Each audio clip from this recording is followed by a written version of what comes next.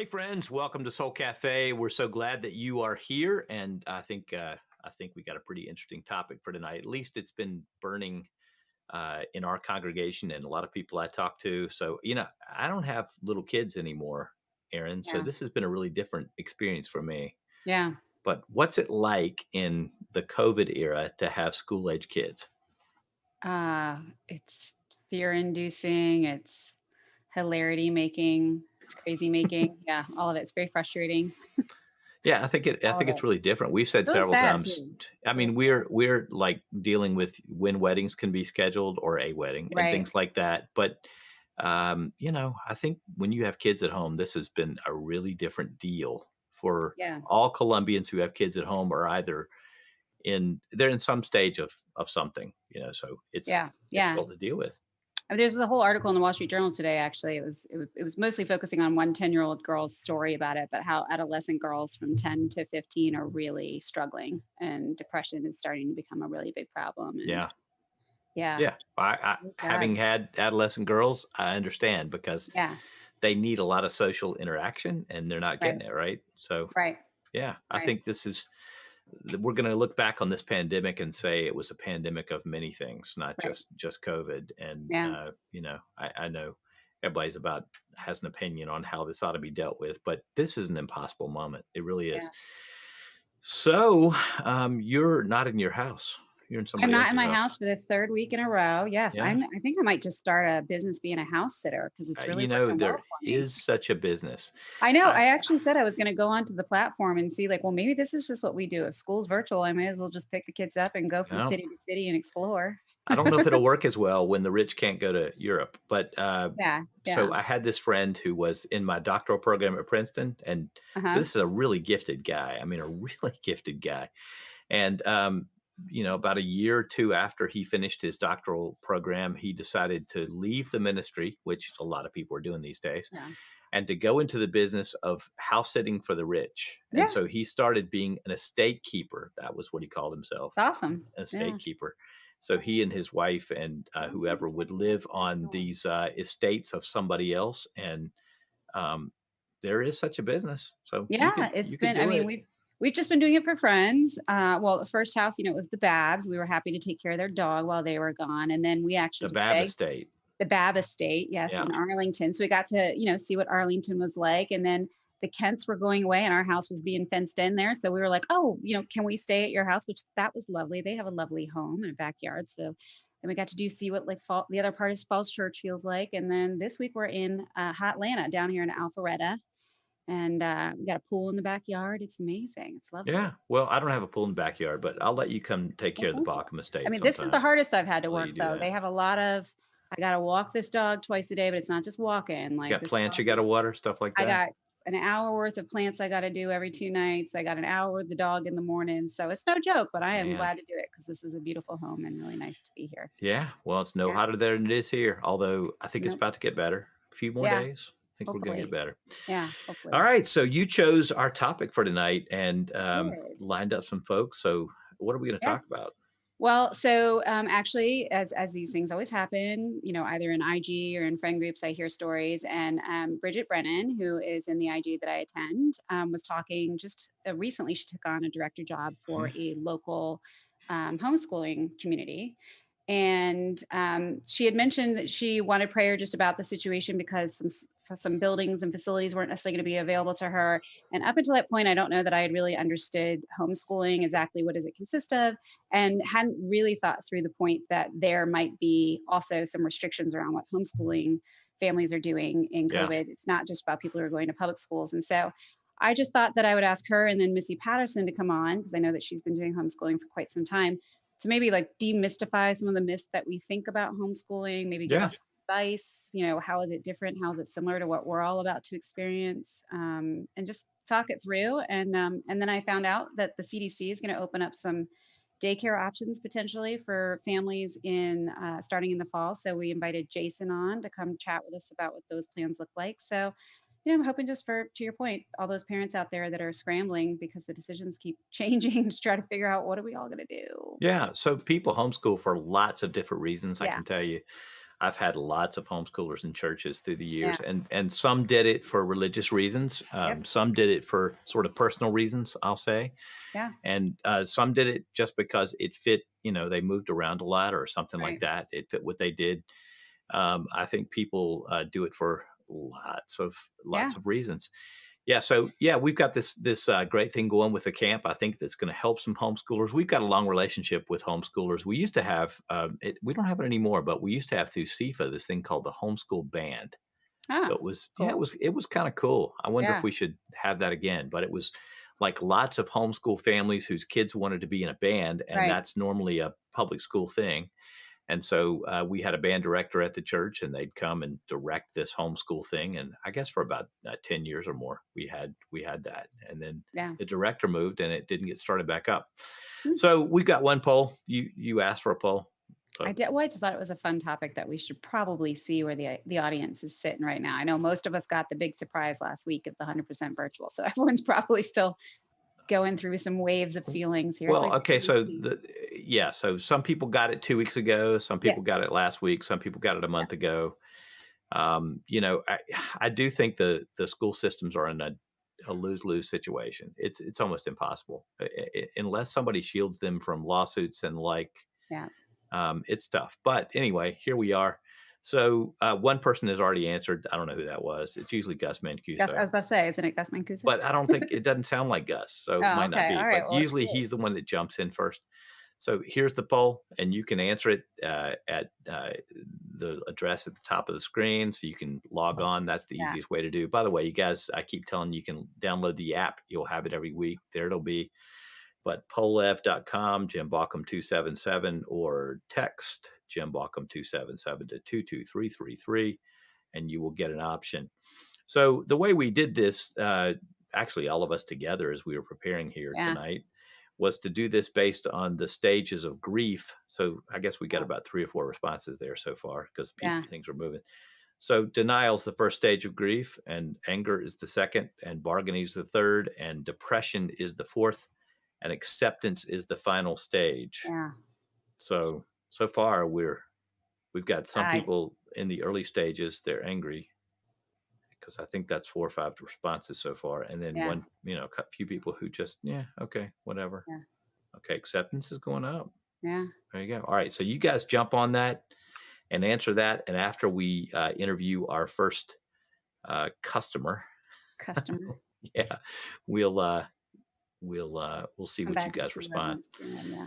So you thought it'd be a good idea to talk to Jason Parr. So Jason, as some people may know in our church, is responsible for our day camps. He does a great job, and so we're doing some pretty cool stuff. So Yeah.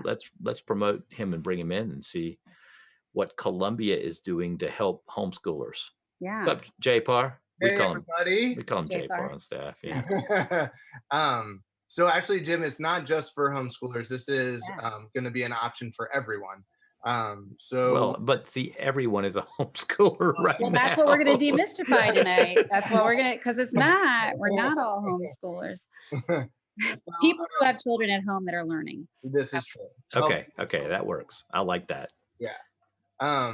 So we seeing the need within our community. We've been talking for a while about like kind of what we can do to help out, and really the switch from in person, some in person to virtual caught us by surprise as well.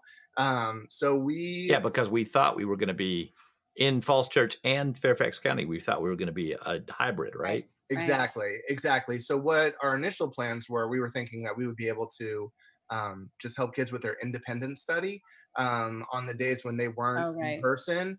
And so that would make, it makes internet a little bit easier. It makes planning around those schedules. It's less to manage, as all these parents know that have been doing this, did it all spring. It's less to manage on our part, and there's a little more grace there. We're just helping the kids like kind of complete their schoolwork Right. and complete assignments as they go through. And help their parents work. Correct. We have a huge thing, right? Like, Because a lot of parents are telling me it's really hard to get anything done when your kids are constantly tugging on you. oh my gosh, of course, it's impossible. So that caught us by surprise. So we went back to the drawing board last week, kind of figuring out like what we can do, what we can manage.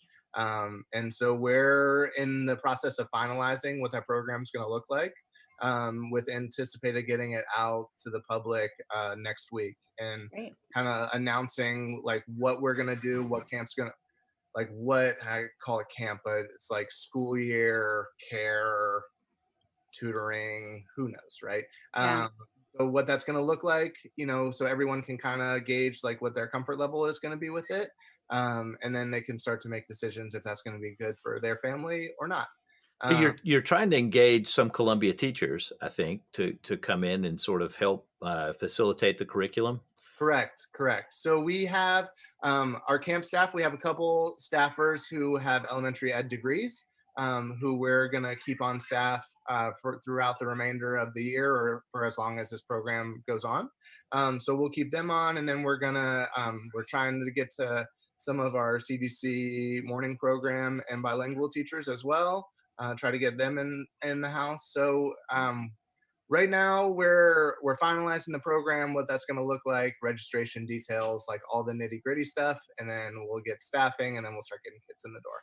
So I'm So curious, have you been able to talk to the school systems? How will that work? Will they give you sort of information so you know what the curriculum is for the individual children, or it will be more like a reliance on them it's knowing gonna what they be need it's gonna be a heavy lift for parents still as well too, right? So we're relying on parents to kind of send in their child's school schedule, to do? Right. like an outline, so that we have something to kind of run off of. So we're aware and kind of showing their kids how to log in and do all that stuff. I mean, obviously we'll be in the room to help with that.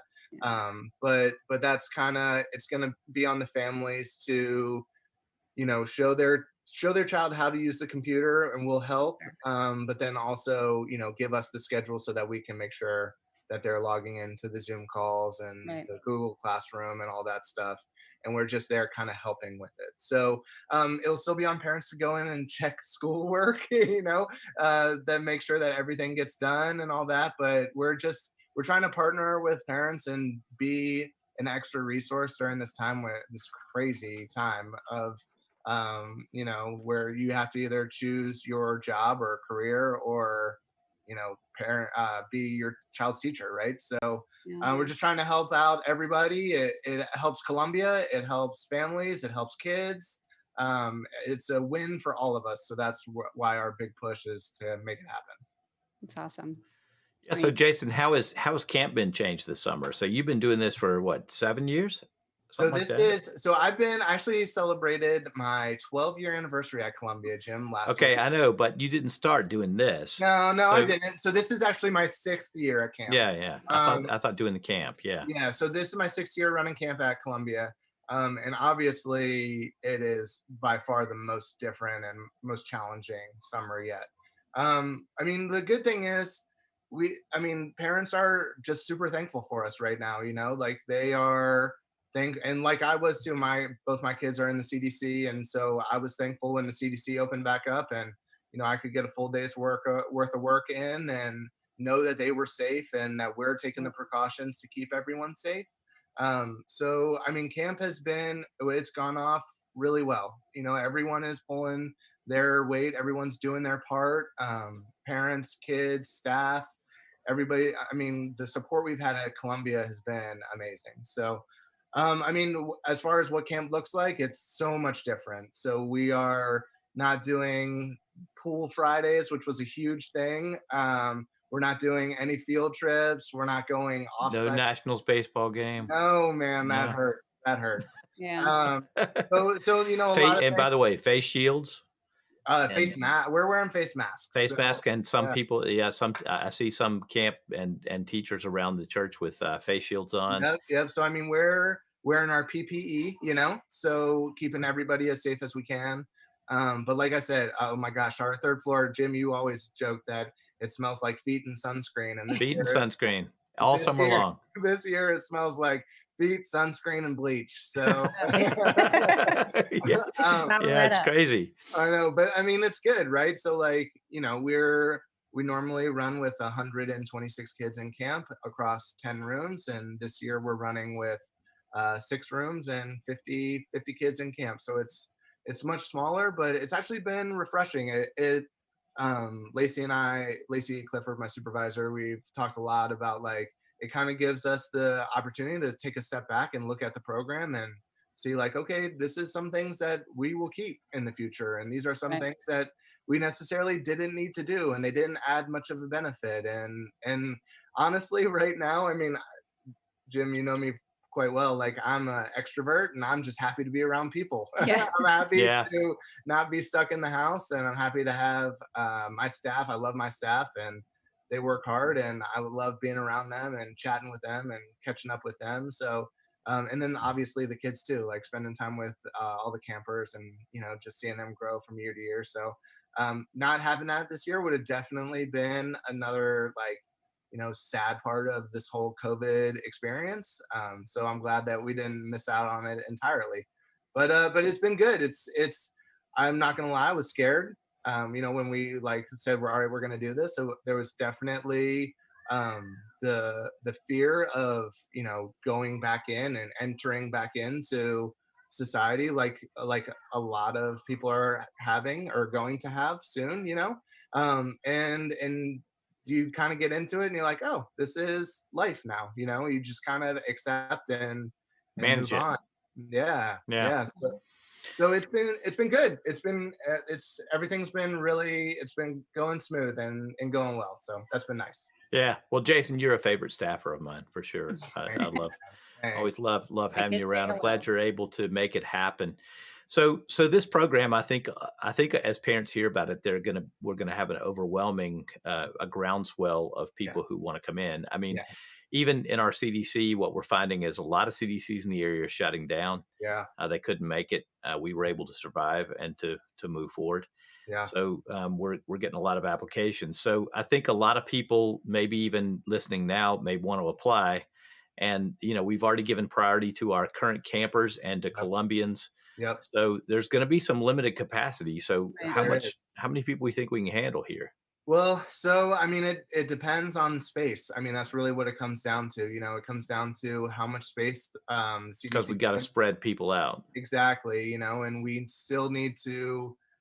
I mean, social distancing can only happen so much with young kids, right? So like we have to be smart with how we use our rooms and how much we spread out across those rooms.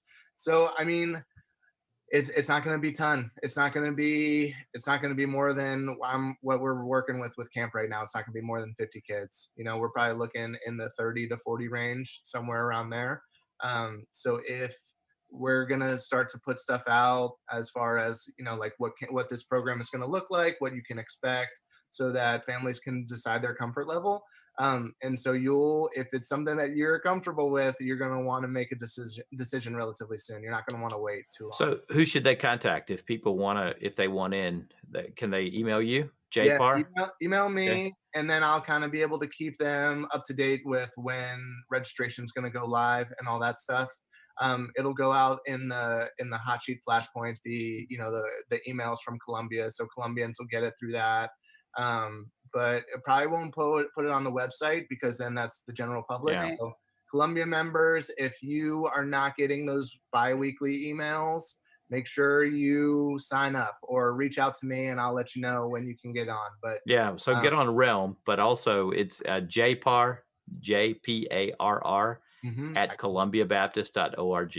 yep. So I'll say Hit me that up, one more hit me time. up, and I'll keep you in the JPAR at loop.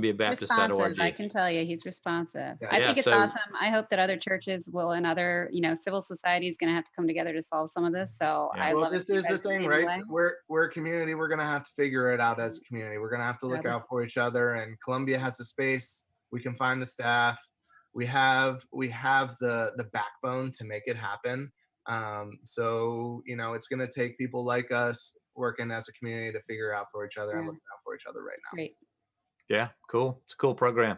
Awesome. So Jason, you interested? The poll's been moving, but in the same two categories. Oh, Well, don't that you think doesn't that surprise me. I don't think I'm actually surprised by that. I thought about that for a second, I'm surprised by that. So because I think people had nobody's already made up depressed. their mind which they wanted. Not a single person depressed, really, because I've talked to some Yeah. parents. I'm telling you, they sounded depressed to me.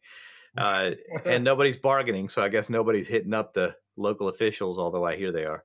And Yeah. There's nobody's no in bargaining in denial there. anymore. So there's 22% anger and 78% acceptance. That's what we got going Yeah. now. It just keeps moving a little bit. Yeah.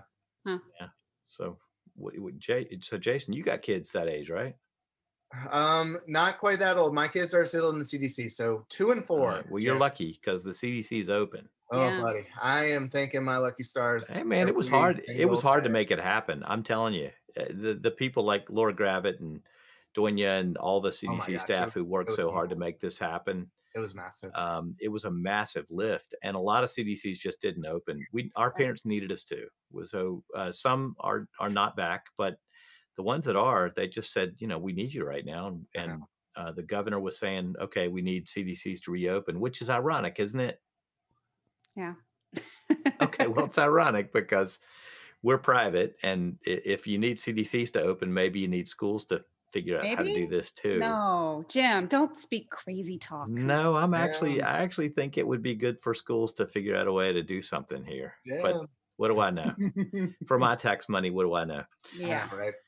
Okay, well, all right, Jason. Well, it's great to have you, Thanks, man. yeah, Thanks, thanks for having me Jason. on, guys. Again, if you have any questions about the program, feel free to reach out to me,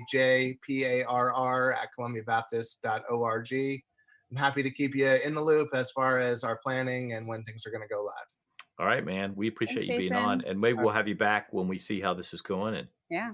Yeah. Yes, happy to do it. Thank you, guys. all right, man. Take care. Thank All you. right, you too. Bye.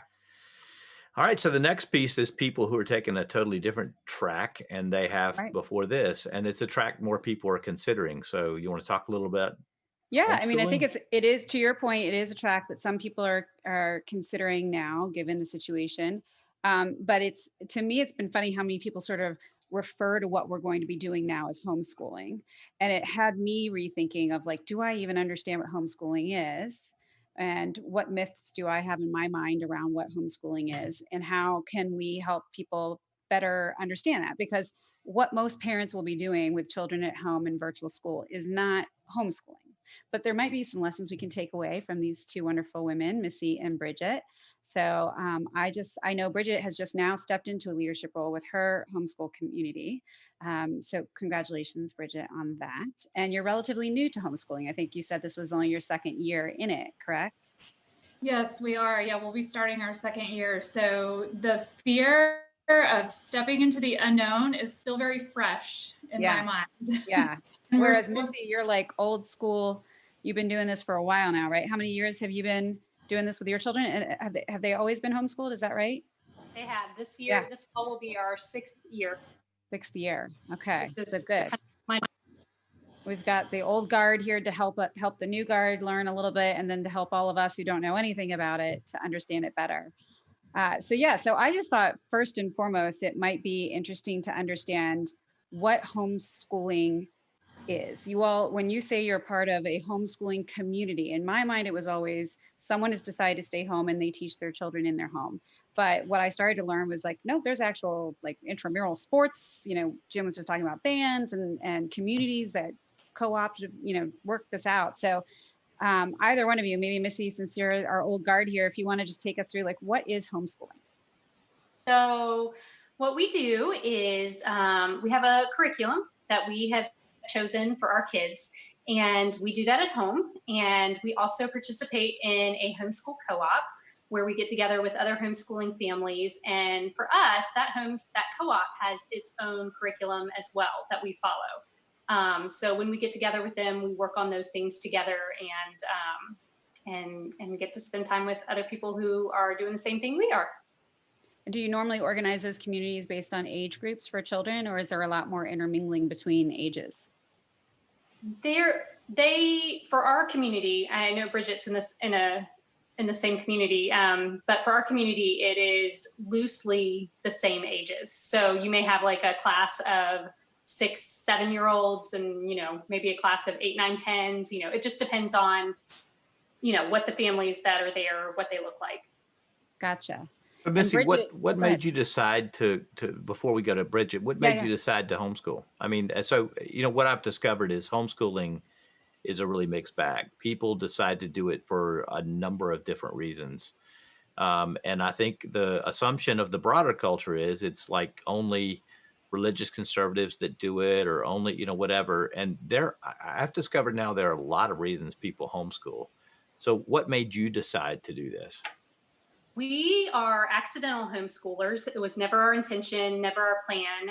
And it just, we were registered for kindergarten, and it just came to the point where we just felt like, we just didn't have a peace about going to school.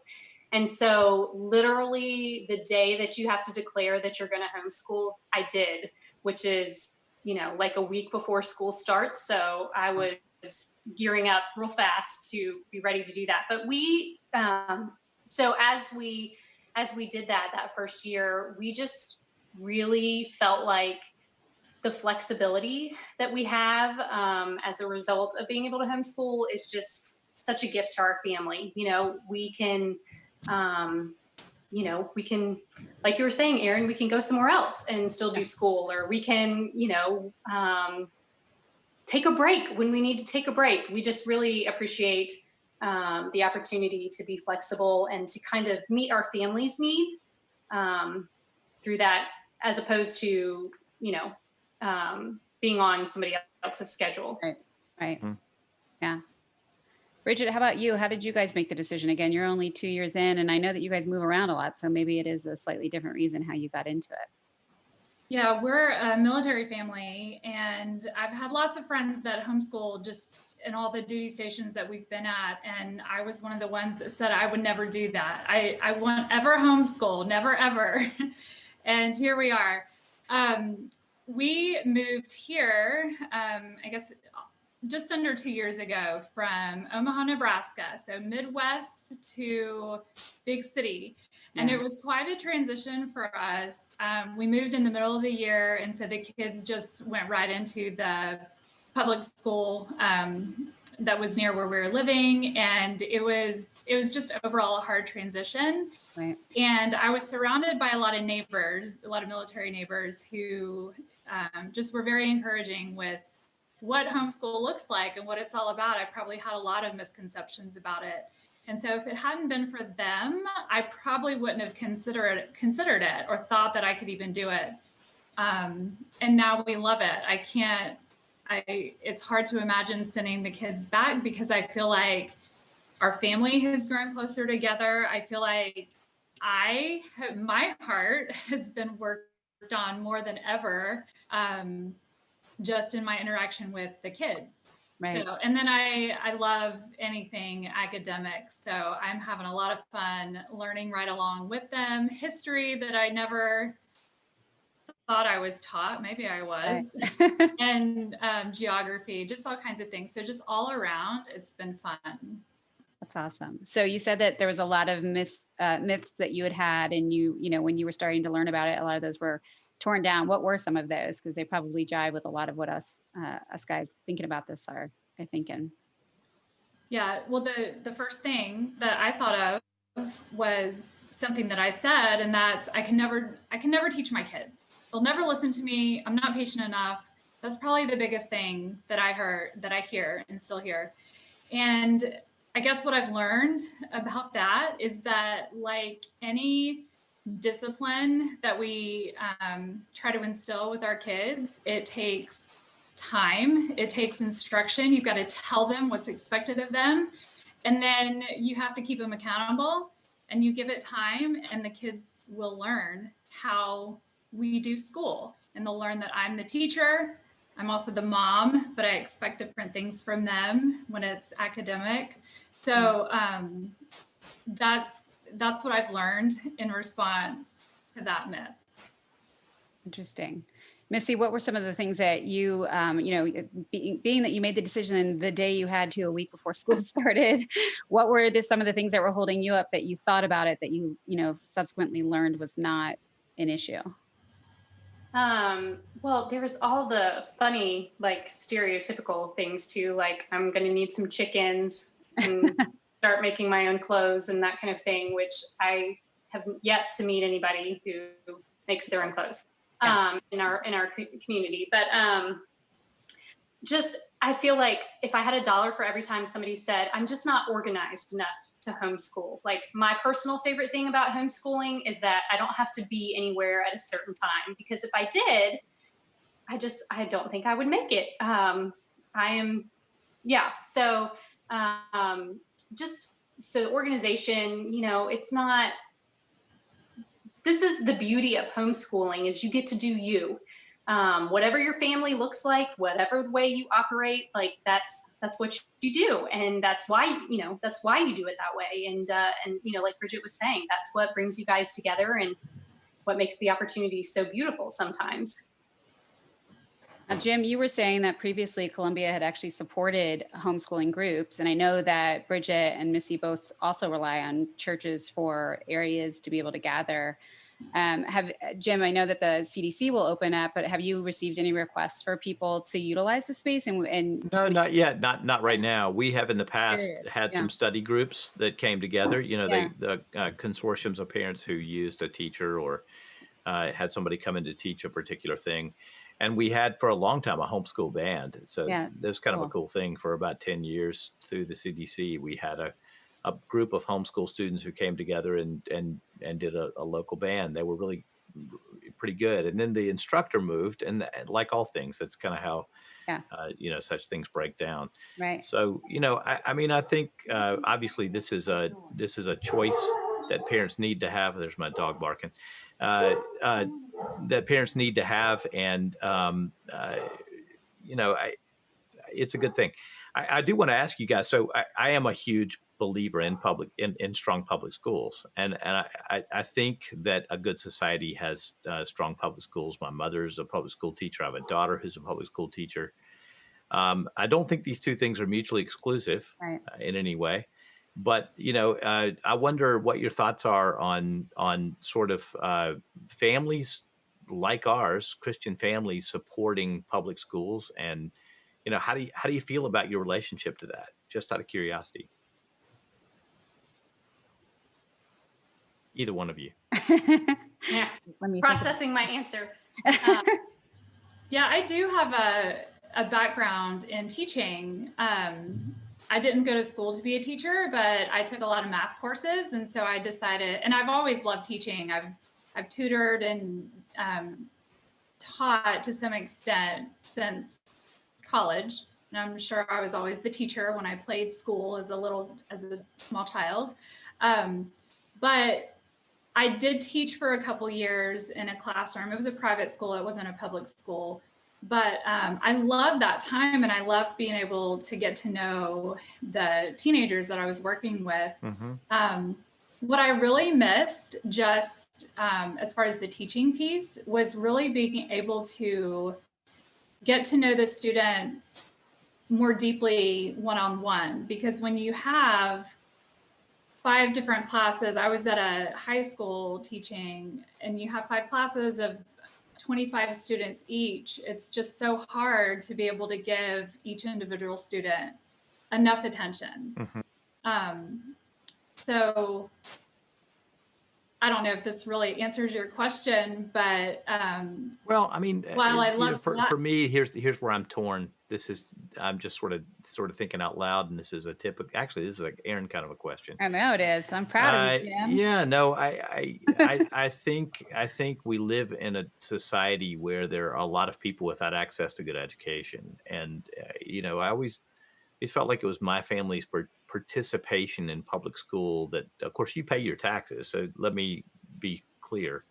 Whether you're homeschooling, or you may not think that's fair, but homeschooling or public schooling, you're paying for public schools. Oh, yeah.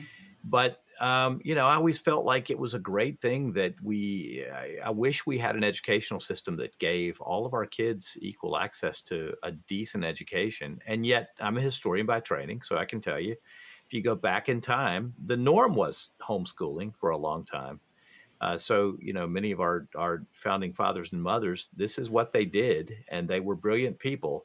I have no question about the quality that could be offered in homeschool. I just struggle with a little bit what, as Christians, I try to figure out what is the best approach for us. And I wish there were a hybrid. I guess I wish that homeschool kids could could participate more in, I guess there could be some of each. I don't know. I don't know what I'm saying here, except that I want to have both. I want you to have the option. I want kids to be able to have a great homeschool experience. If that's best for their families, best for them. There are some kids this is just best for. That's all there is. But I want us to have a strong system that allows kids who don't have the privilege of your kids and my kids and Aaron's kids, because I think we're all pretty capable of doing this pretty well. It's just a kind of an internal wrestling I have sometimes. I don't know if this answers your question, Jim, but just thinking about this, both of my parents are retired public school teachers. Mhm. And so I have received lots of support from their experiences in my homeschooling journey. And I just think about, early on, and even still, like, I would reach out to people like Leighton McCann and Jennifer Bergen for help on, we're struggling in this subject and I don't know what to do. Or, there was a time that I was tutoring in our co-op community, and I was having some serious classroom management issues that, Leighton helped me a lot with. And so, like I said, I don't know if this answers your question, but I just love the back and forth that we're able to have to strengthen each other. I know that support has been invaluable to me in our family's journey. And so, like I said, I don't know if that answers your questions, but I feel like I'm benefiting from both. Yeah. No, I'm not sure there's a great answer to the question, to be honest. I think it's a cultural struggle for us to figure out how we bring all of our kids along. But I know lots of families who homeschool kids and do it very successfully, and some of my relatives as well. So yeah, I think it's a great option. I really do. Well, and again, a lot of the sort of, I guess if you'll call it innovations that have happened in this space, at least these were the things that I heard of, was just like, again, that there are sports leagues, that there are different ways in which there's an entire, where one community might play another community. And so it's almost like varsity football, but with homeschool communities. And so it sounded like such an interesting hybrid. To your point, Jim, I can understand the question of just going, but then does that take kids out of the school that might have really helped with the school? It's sort of the question of, Who Alexandria. gets left behind? Yeah, those that get left behind. Alexandria, I hate to pick on Alexandria, but I grew up in Old Town at Alexandria, and the school system, for a long time has been seen as not a great one. And I was actually pulled out and put into private school for 4 years while all three of my brothers stayed in public school. And I've always really wrestled with the idea of, well, if everybody pulls their kids out of the public school and puts them into private school, the public school is always going to have this sort of mystique about it, that it's potentially not good, or it's only filled with the bad kids or whatever. And so, and then it makes, and then all the effects that has on home values and everything else. But it is an interesting, I've always wrestled with it. So even though I did go to private school for 4 years, I've always sort of been a big proponent of saying public school. And I know it's different than homeschooling necessarily, but it is this whole give and take of like, if we pull these kids out, then what does the demographic look like? And then how are we, mixing the kids together and getting, a well-rounded community, if you will, I guess, together in the school system. Yeah. And maybe not a fair question to ask to homeschoolers who are doing it well. And I do support the option. It's not that I think it should be, there's nothing wrong with it. Yeah. It's just going to be a public conundrum. I think right now, so COVID is going to amplify some of this. I can already tell you, I already know several families who are choosing the homeschool option who were not there before. So they are opting out of the public thing, whether it's virtual or public, and just saying, look, this is all too, my kid, it's too much to manage. Yeah, variable. We don't know what to expect. We're going to go homeschool. And I bet I have filled out more recommendation forms for kids for private schools in the past 3 weeks than I've done in the last 5 years. Yeah. So a lot of parents who are saying, well, okay, so if the public system is going to let us down here, which is how they feel, then we will, we'll just go private, where, the private schools are more likely to open. So there's going to be a rebalancing. After this, it's going to be really intriguing among the many outcroppings of this COVID era. This is going to be one thing that's just going to be completely rebalanced, and it's going to be really intriguing. Well, I also think it's interesting that people might also just assume that homeschooling is almost immune to like the effects of COVID. I'm interested to hear from both of you of, it can't be that just because you watch your own children and you teach your own children at home, that because of the big community you've developed, that you aren't facing some of the same stuff and questions and conundrums that people in any public setting are facing, which is, I'm assuming you've had to have conversations with other families in your community, setting some ground rules of how you all are getting together. Bridget, I know you were specifically asking for prayer over space in the community that you could use. So can you guys talk to us a little bit about, just so people do understand, it's not immune to the things that are going on in COVID. It's just different, right? Either. Right. Yeah,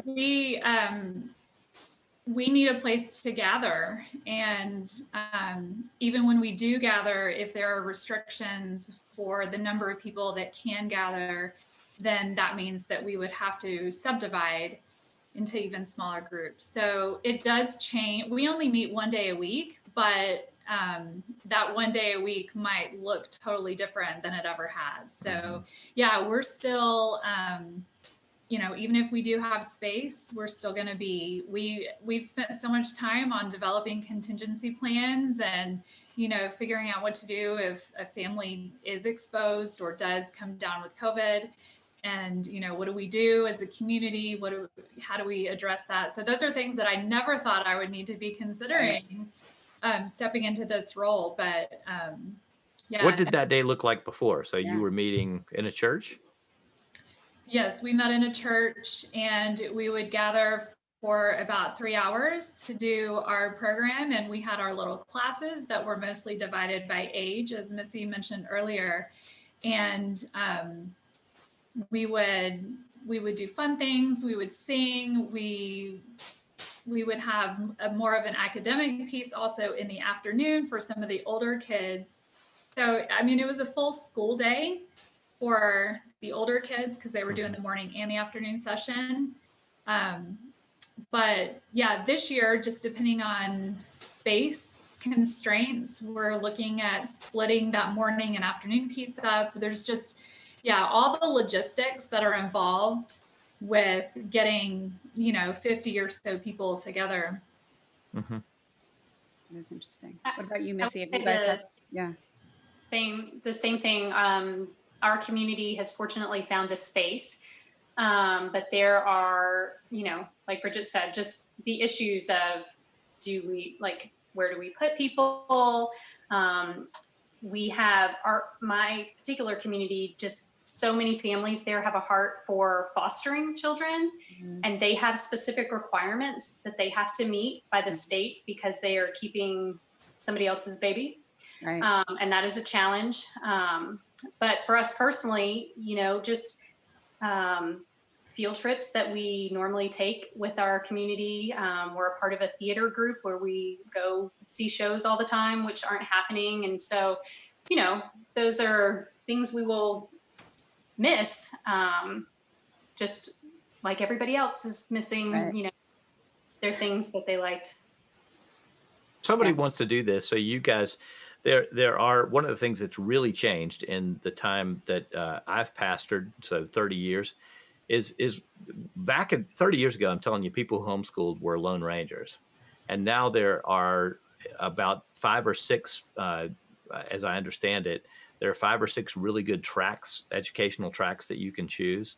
So how do people, if they want to do this, how do they find that? And what are the criteria you'd use to choose a track? I love this question because since I gave myself a whole week to figure this out for our family, some things ended up great and some things we, did not end up great. I would recommend talking to somebody who is homeschooling, who can actually show you a book or show you, talk to you about what a curriculum looks like, because there are, like you said, Jim, you can buy a box that has everything you need in it for the whole year, and that may work great for your family.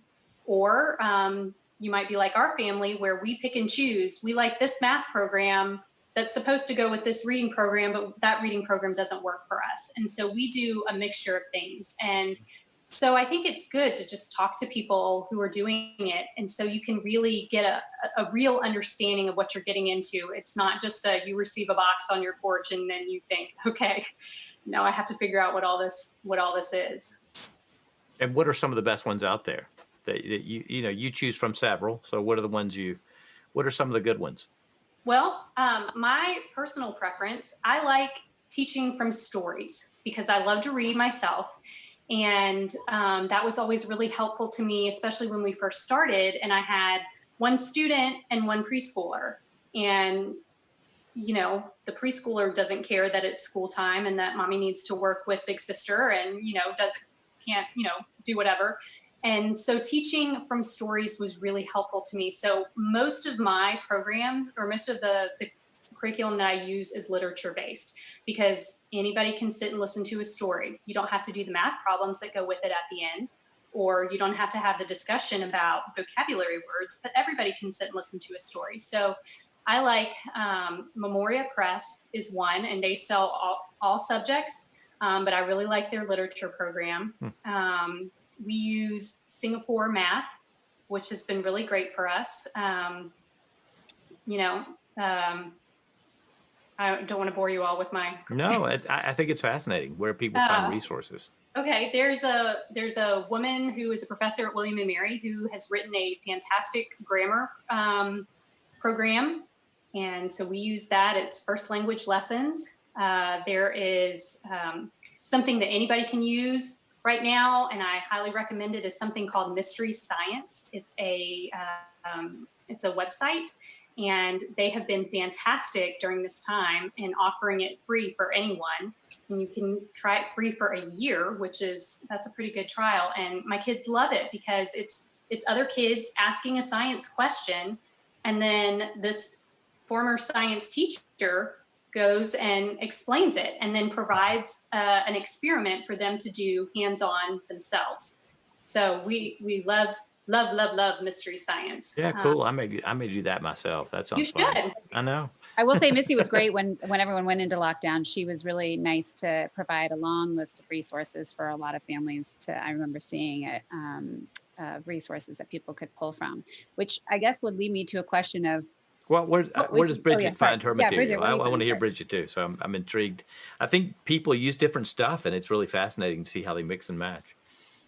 Yeah, well, we are still figuring out everything that we like. So I switched. I'm a math person, and I searched and searched at the beginning of last year to find the perfect math curriculum. And we ended up switching math curriculums mid-year because it just wasn't working for my third grader. So we found for my math inclined boys, they love Beast Academy, which is from Art of Problem Solving. So we've had a lot of fun with that.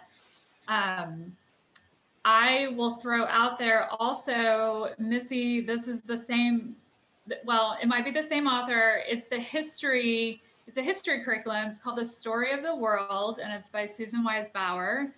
And she just does such a great job writing the history of the world from, I don't know if she starts at creation, but it's pretty close, all the way to the modern age. And it's written like a novel for kids, for elementary kids. So it's very captivating. We've done the audiobooks, and it's something that my kids will listen to and not even realize that they're soaking up history because they're they're just written as such great stories of warriors and conquerors, and it's so linear. You just get a great progression of how civilizations come and go.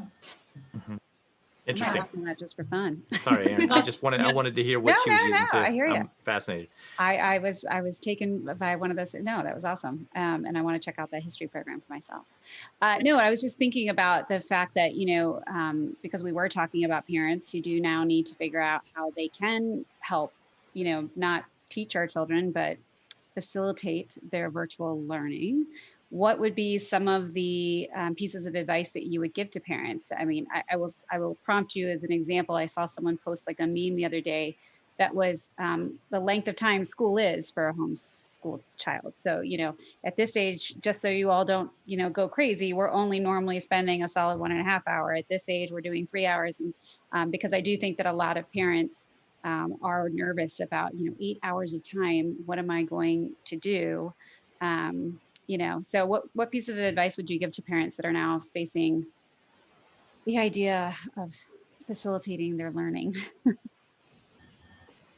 Something that was really helpful for me was when I stopped trying to replicate school in a classroom at home. Because like you said, it just doesn't work.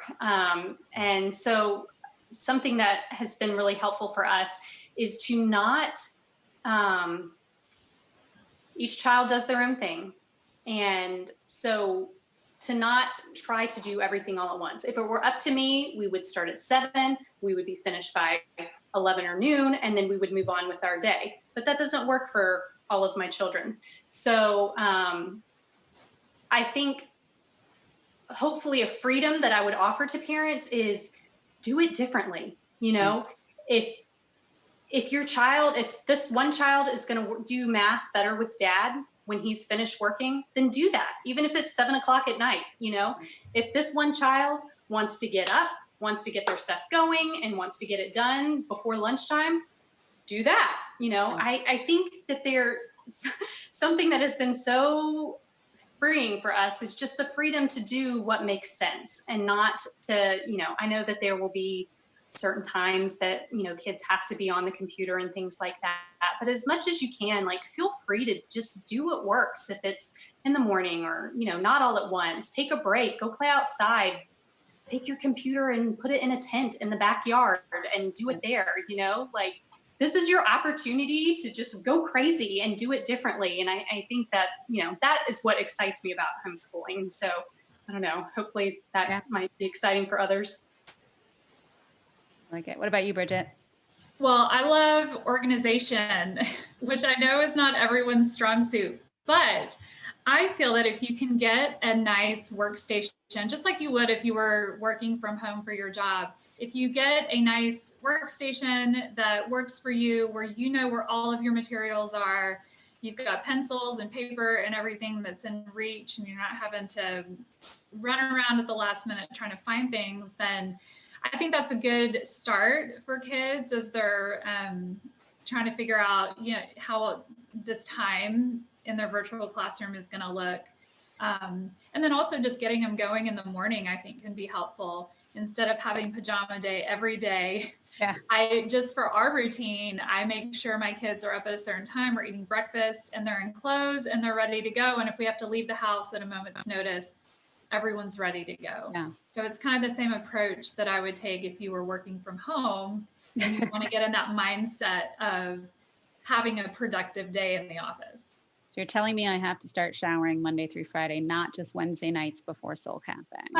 Right. And I have to. If I don't, I get nothing done. I'm with you guys on that one. I just think you gotta get yourself into the frame of mind. Just remove the commute from the gym to the shower and having to get dressed, it just shortens my time. So what are the pitfalls? So, I think you guys make it sound awesome, and gosh, it just sounds for your kids, really delightful. And for you, it sounds like you're both having a great time. So when is it hard? I think, so some parents, I think, will hear you guys, and especially Missy, you've been doing this for a long time, so you sort of worked it out. So some parents are going to try this, and it's going to be really hard. So what are the days that you go, like all parents do, even if their kids are in public school, they're hard days. But, what are the days that you go, wow, this is hard? What happens? Do you hit for example, do you hit a wall of your own knowledge at any point? There goes one of your homeschoolers right there.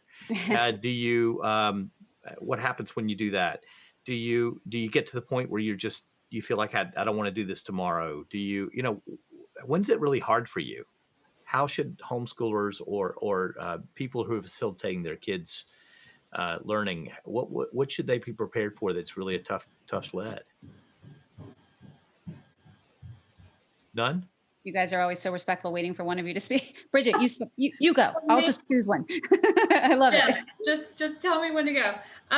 For me, I would say it's expectation management. When I'm expecting something from my kids that I haven't taught them how to do, or if the expectation is too much and they're just not Mhm. able to deliver. And when my expectations are totally off, then I will take it out on them and I'll lash out at them. And so but then that wasn't right of me to do. And so then everyone's upset. I'm upset at the way I reacted. And I mean, it's one of those typical parenting in general Yeah. situations. That is a parent in general thing right there, for Yeah. sure. Mhm. And I guess homeschooling just gives you another task to direct that at. Mhm. So I can think of tears that were shed over situations like that. So that's the first thing that comes to mind for me. Mhm. It's good. What about you, I Missy? would say the same thing. I often tell people my favorite thing about homeschooling is that I'm with my kids all the time. And the hardest thing about homeschooling is that I'm with my kids all the time. Yeah. And I think Bridget alluded to this earlier, just sometimes there is dissonance between the fact that you were mom and the teacher. But I really loved what you said about Bridget, about how you just have to, set, like you said, set the expectation. This is what I expect of you as mom, and this is what I expect of you as teacher. And there are hard times navigating that sometimes. Um, this is when learning to say you're sorry is real great, and being able to step away is real great. And I would be lying if I said I hadn't YouTubed how to do a math problem. Fourth grade math, oh my word. I would like to say that my math education goes higher than fourth grade math, but What you remember of it probably does. That's the Right, exactly. what you use of it every day. Yeah. But this is where we give each other a lot of grace and we learn together. But that I don't want that to sound like it's all unicorns and butterflies all the time. It's not. But it's just work. This is what we've committed to for the time being, and we work through it together. And usually working through it together, brings us out stronger than we were before. So, but I have said, I'm sure Bridget has said too. Okay, guys, I'm dropping you off at school today. They won't be expecting you, but it's going to be okay. Yeah. Well, I think your kids are lucky, because if I listen to the two of you and I would think of you as a school teacher, I would think that would be a teacher I'd want to have.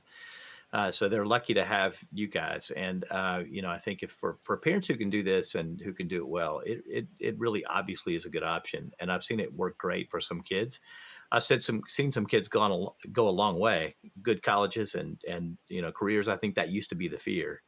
Right. And I think people are adapting to that and adjusting to that now. We're just going to have a culture that is very stratified with lots of different options in the future. And that's going to be really interesting. Yeah. So thank you guys for sharing. Yeah, it's incredible. exciting. Yeah. And just for clarification for everyone, Missy has two. What are the age ranges? I have a 10-year-old and an 8-year-old. And So we do Bridget fifth has grade four. and Okay. Fifth grade and second. And then Bridget, you've got four. I've got four, What's the and age range there? we jumped in last year to homeschooling 3. Right. I had a 5th grader, a 3rd grader, and a kindergartner, my kindergartner was by far the funnest one to teach, the most fun. And then this year I will have a pre-K student as well, which a good homeschooling friend of mine told me that sometimes the youngest child in a homeschooling family will just simply learn by neglect. Yeah. Sort of I like think how that they applies to get more than homeschool, I honestly. totally see the truth. that's the goal. Yeah. She could tell you almost the 4's multiplication tables. It's Right. She'll pick them up from the other kids. Yes. Yeah. She's the only girl too. It makes us wonder, doesn't it, if we're really necessary? But anyway, Well, in a sometimes family our of kids four just kids, pick yeah. these things up, right? That's the helping goal, you. Jim. You work yourself out of a job. I'm for it. exactly. I'm for it in all areas of life, pretty much. Yeah. Well, I think it's awesome what you all have been able to do. For all those moms and dads out there that are watching this right now that will be logistically managing virtual school, please don't hold yourself, though, accountable to what these two wonderful women are able to do, because they're able to focus on it. And they know that all of us are trying to actually figure out. But what we could learn from you all is, how do you collaborate with other families? How do you offset some of the duties and things like that? It might be something that we can come to you guys and ask for questions, because I think that's what we're all going to have to get a lot more used to, is relying on community truly to help us raise our kids in public school. Yeah, if we get offset the enough time. requests, maybe we can do a little Columbia workshop and Yeah, have some of these. We've got some others too at Columbia that are doing a great job with this, yeah, and yeah, to help people sort of manage what you guys have learned. yeah. And so thank you for sharing your knowledge. You're So welcome. folks, next week, we're out of time. Next week, we'll be covering stage 2 of Columbia's regathering. So we'll have some staff folks together and maybe a lay person or two also to talk about what it's going to mean for us to get to the next stage and maybe even the one after that, but certainly stage 2. So you should be watching for a message this week about how you can get a ticket to come and see the virtual service. And then we'll talk next week about what all this means. And Aaron and I will be with you next week. And you're off the week after that, Aaron? Yep, I am officially on vacation the week Yep. of the 16th. And who knows where I'll be calling in from next week. I'm going to I let don't you know. all guess. Maybe We'll that will work be it the out. poll question. Where is it? Where in the world is Aaron? What mansion Yeah. is Aaron in? Love Okay, it. folks, thanks so Thank much for you. being with us. Thank you guys both. And we love you, Columbia. We're with you. And we'll see you soon. Take care. Bye-bye. Take care.